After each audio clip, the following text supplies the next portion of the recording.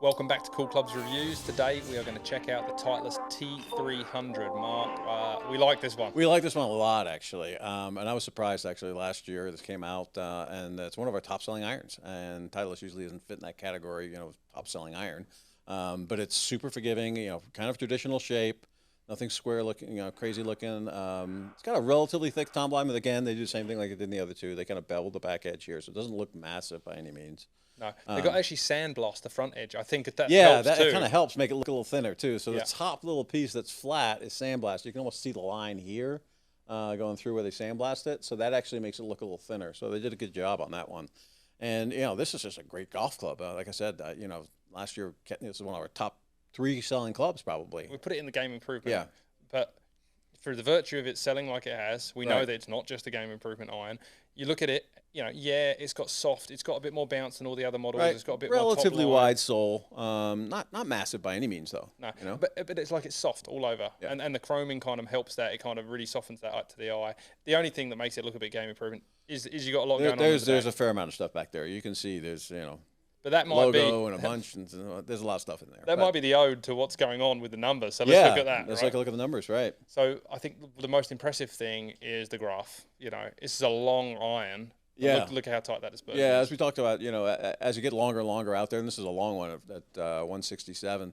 The further you go out, the more dispersion you get. It just kind of goes like this. But this thing is really tight, even though it's that long. Yeah. So that's really impressive. One of the longest that we see. Yep. When you're talking about this, you remember a 7 iron at Right. 80 miles an hour, nearly going 170 yards. Yeah, that's a long That's way. a lot of golf Yeah. club, right? The numbers are pretty good. Overall performance rating, we don't put it through the tour test because of the size of the head.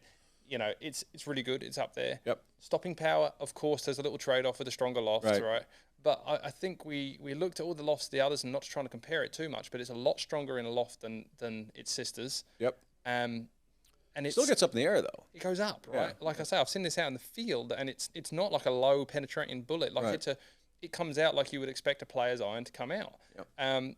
So who do we think is going to be benefit? This fits a lot of people. And it's in the game improvement category, just mostly because it's distance and kind of what it's designed for. But older people want more distance. Even good players down to 3 or 4 handicap, have no problem playing this.